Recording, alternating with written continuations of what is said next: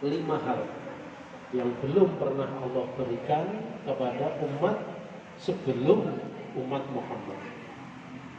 Yang pertama, khuluqu famis shaimi, bau mulutnya, bau yang tidak sedap yang keluar dari mulutnya orang-orang yang berpuasa di dalam bulan suci Ramadan, atyabu indallahi, bahkan di sisi Allah Ta'ala lebih wangi, mirrihil wisik, daripada minyak kasturi, yang mana pada saat zaman Rasulullah SAW minyak misik, minyak kasturi itu adalah minyak wangi yang terbaik nomor 1 pada zaman Rasulullah.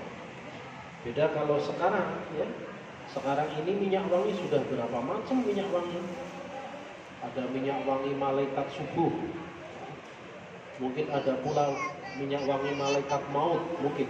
Bukan paham dulu. Kita bukan jualan minyak wangi ya. Casablanca, Marco Polo, Solo, Jogja, seterusnya. Artinya apa? Bau mulutnya orang yang berpuasa lebih wangi di sisi Allah Ta'ala. Bau mulutnya orang puasa saja mendapatkan pahala di sisi Allah. Nafasnya orang yang puasa itu pahala di sisi Allah. Setiap kita nyedot nafas, mengeluarkan nafas, Allah tulis pahala. Kita ambil nafas lagi, keluarkan nafas lagi, tulis pahala lagi. Nah, kalau mulai dari subuh sampai dengan maghrib kita menyedot, mengeluarkan nafas berapa ribu kali. Berarti selama itu pula Allah catat pahala-pahala kita. Dan pahala tersebut tidak pernah diberikan oleh Allah kepada umat-umat terdahulu, khusus untuk umat Muhammad. Oh, kalau begitu Pak Ustadz, saya sahurnya pakai sayur pete atau jengkol ya Pak Ustadz, biar lebih bau. Bukan seperti itu maksudnya. Ini adalah satu peribahasa, bahasa kinayah, bahasa sindiran, yang berarti setiap tanafus orang yang puasa saja pahala, apalagi setiap nafas itu ditambahi dengan membaca ayat-ayat Al-Quran. Setiap hembusan nafas kita ditambahi dengan bacaan berzikir atau memberikan ilmu kepada orang lain, mengajarkan ilmu kepada orang lain. Nafasnya saja sudah pahala, ditambah dengan ayat-ayat Al-Quran berlipat-lipat ganda pahalanya ya. Jadi monggo, tidak ada istilah bermalas-malasan di dalam beribadah puasa. Kalau mungkin muncul perasaan malas kita berpuasa, merasa berat kita di dalam berpuasa, ingat, setiap nafas kita di dalam puasa Allah tulis dengan pahala. Nafas kita ditulis lagi pahala. Setiap nafas ditulis pahala. Jadi itu yang pertama. Kemudian yang kedua, wa tastaghfiru lahumul malaikatu hatta yaftur. Keutamaan puasa bulan suci Ramadan khusus untuk umat Muhammad, para malaikat-malaikat Allah selalu beristighfar, selalu memintakan ampun kepada mereka umat Muhammad yang sedang berpuasa di bulan suci Ramadan sampai mereka berbuka puasa. Berarti kalau kita dimintakan ampun oleh para malaikat selama kita berpuasa, kita suci. Hati kita suci, tidak ada dosa-dosa, tidak ada kotoran-kotoran. Dan ketika orang yang hatinya bersih, hatinya suci, maka ketika berdoa, maka doanya akan diterima, didengar oleh Allah Subhanahu wa Ta'ala. Oleh karenanya, mumpung masih berpuasa Ramadan, banyak-banyaklah kita berdoa. Termasuk kurangi pula perkataan-perkataan yang bisa membatalkan pahala puasa. Kemudian yang ketiga,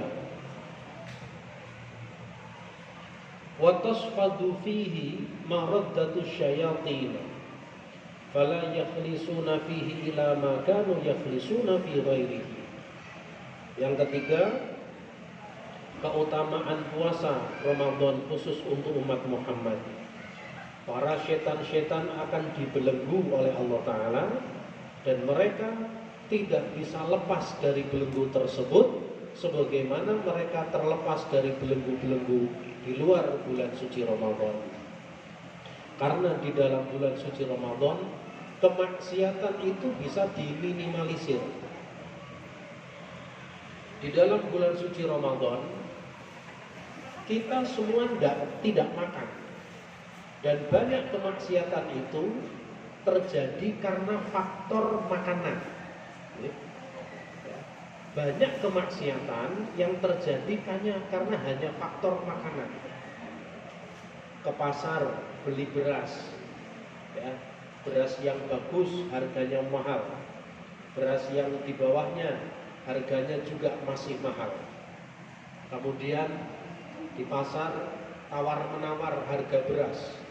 Bu, sampean kalau ngambil bati tidak usah banyak-banyak toh Bu. Ibunya tersinggung dikatakan seperti itu. Siapa yang ngambil bati banyak-banyak? Sampean aja yang nggak punya duit. Tuh, pertengkaran ini gara-gara apa? Beras. Gara-gara makanan. Coba kalau kita puasa nggak ribut, kita masalah makanan. Pagi-pagi ada seorang suami setiap jam 5:30 pagi keluar dari kamar ke kamar mandi, ya, kemudian dia sudah menemukan segelas kopi panas di meja.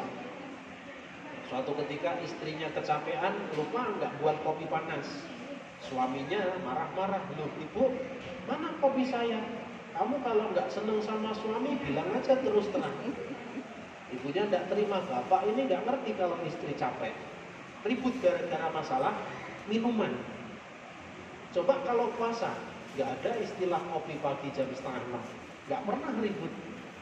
Jadi karena banyaknya keributan soal makanan, bulan suci Ramadan benar-benar suci, dijaga oleh Allah dari keributan-keributan soal makanan.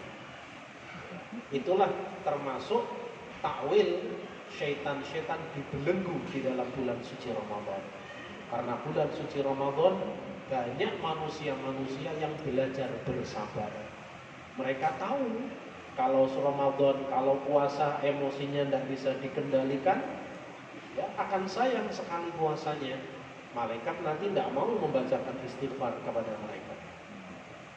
Kemudian yang keempat, wa yuzayyinullahu kulla yaumin jannatan. Setiap hari-hari pada bulan suci Ramadan, Allah Ta'ala akan menghiasi surganya Allah.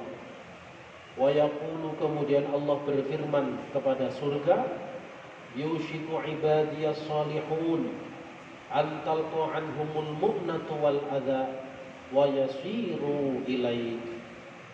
Allah berfirman kepada surga, wahai surga, lihatlah bulan suci Ramadan ini, lihatlah mereka hamba-hambaku, hampir saja mereka binasa, hampir saja mereka rusak, bahkan hampir saja mereka masuk ke dalam neraka, akan tetapi masuk bulan suci Ramadan, sekarang mereka bersabar.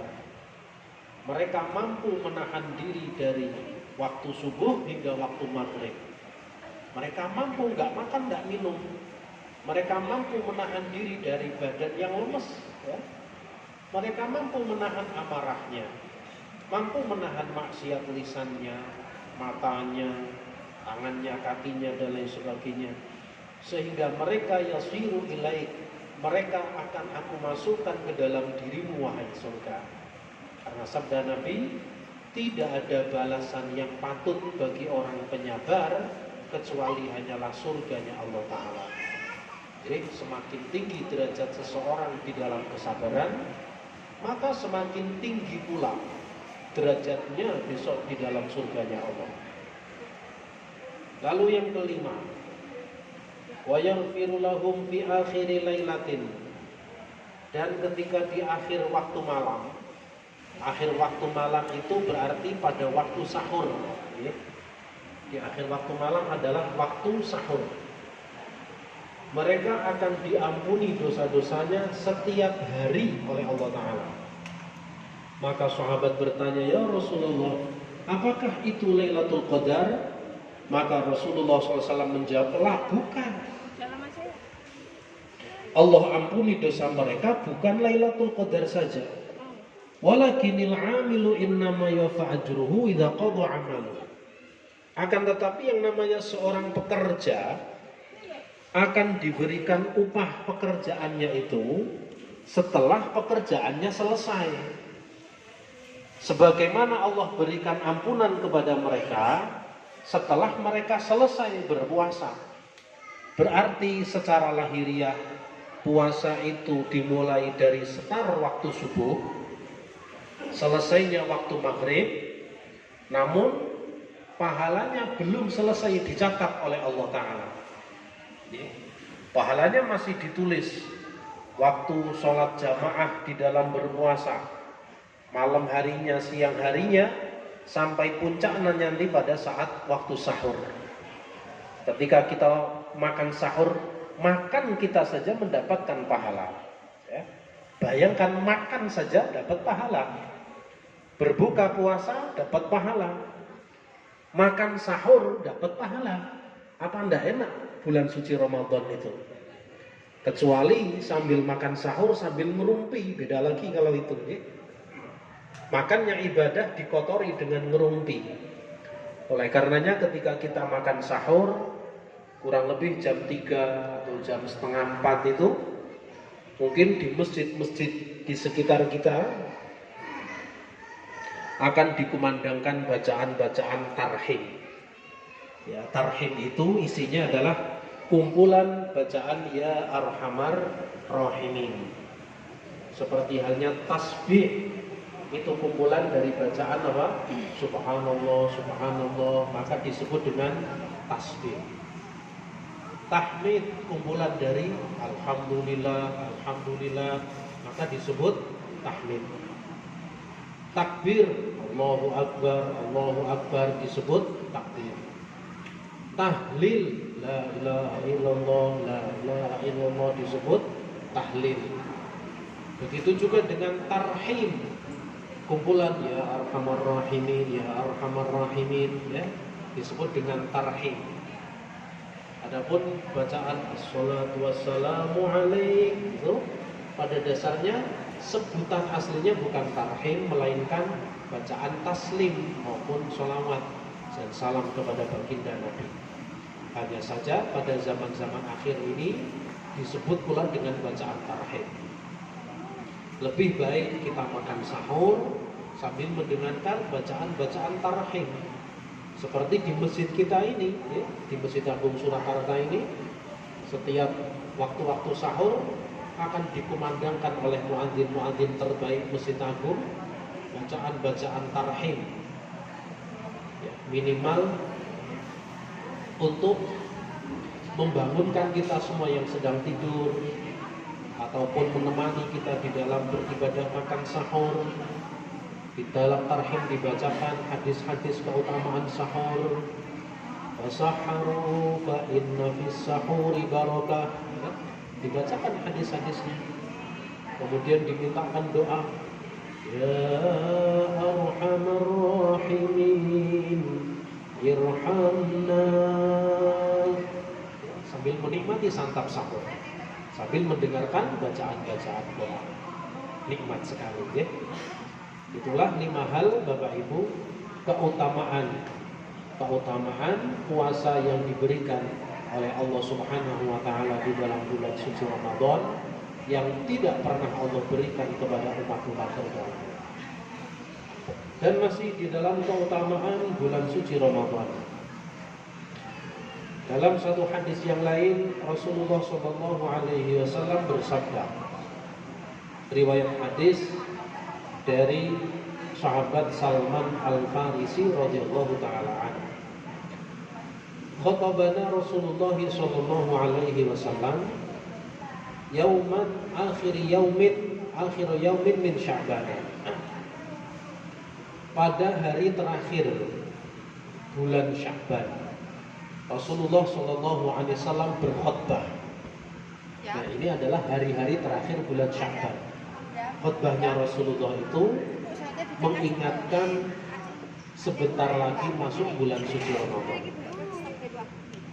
Faqala, maka Rasulullah bersabda di dalam khutbahnya, Ayyuhan nas, wahai sekalian manusia, qad adhallakum syahrun 'azimun mubarakun, akan datang, yang mana sebentar lagi telah menaungi kalian satu bulan yang penuh mubarak, yang penuh dengan berkah.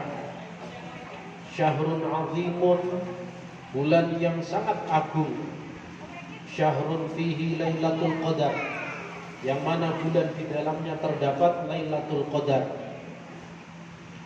Wahia khairun min alfi syahr, Lailatul Qadar itu lebih baik daripada 1000 bulan. Bapak Ibu, 1000 bulan berarti berapa tahun?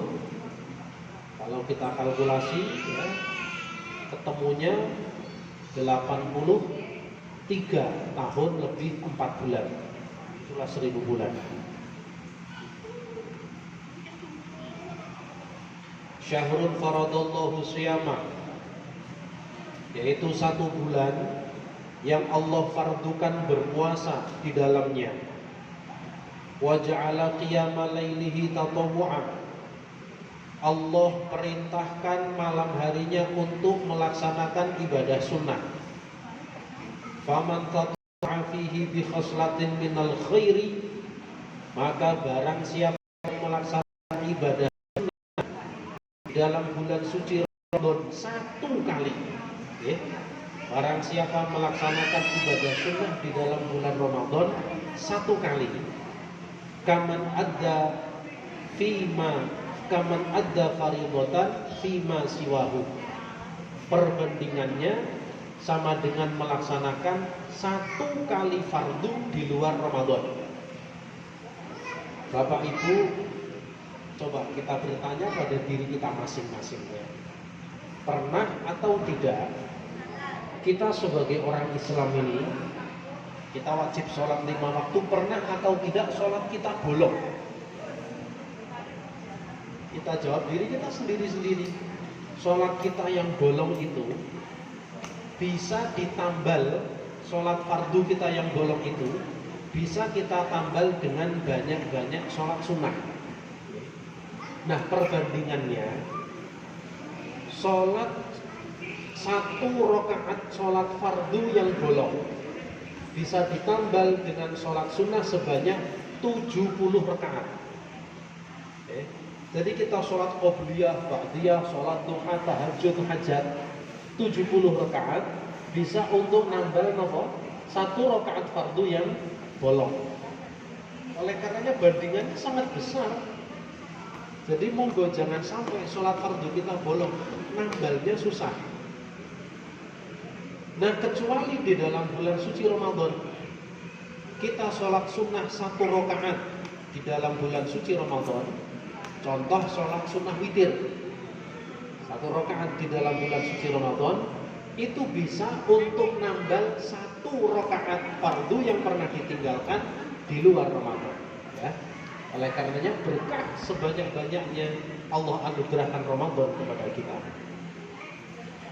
Waman adda fardatan fihi, barang siapa yang menjalankan satu fardu di dalam bulan suci Ramadan, kana kaman adda sab'ina fardatan fi ma siwa, maka pahalanya sama dengan melaksanakan 70 fardu di luar Ramadan.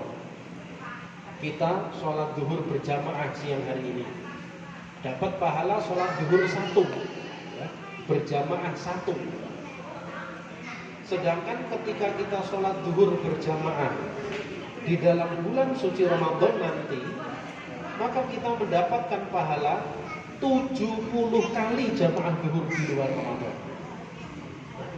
Oleh karenanya monggo semangatlah kita ketika menghadapi bulan suci Ramadan. Dan masih banyak Allah lipat gandakan pahala-pahala hamba-hambanya di dalam bulan suci Ramadan. Barangkali demikian Bapak Ibu yang bisa kita sampaikan. Semoga yang sedikit ini bisa memberikan kita lebih semangat di dalam menghadapi berpuasa ibadah selama bulan suci Ramadan, dan Allah semoga berikan kepada kita semua kekuatan iman dan Islam lahir dan batin, sehingga kita bisa menunaikan ibadah selama bulan suci Ramadan, mulai dari puasanya, tarawihnya, tadarusnya, sodakohnya, dan ibadah-ibadah yang lain. Full sukses, tidak ada yang terlewatkan sama sekali, sehingga Allah terima amal-amal kita besok di Ramadan, diterima di sisi Allah Subhanahu wa Ta'ala. Amin ya rabbal alamin. Moga bersama-sama kita tutup dengan bacaan doa kafaratul majlis. Sebelumnya berdoa barokah Rajab, Sya'ban dan Ramadan. Bismillahirrahmanirrahim. Allahumma barik lana fi Rajab wa Sya'ban wa ballighna Ramadan. Subhanaka Allahumma bihamdika asyhadu an la ilaha illa anta astaghfiruka wa atubu ilaik. Assalamualaikum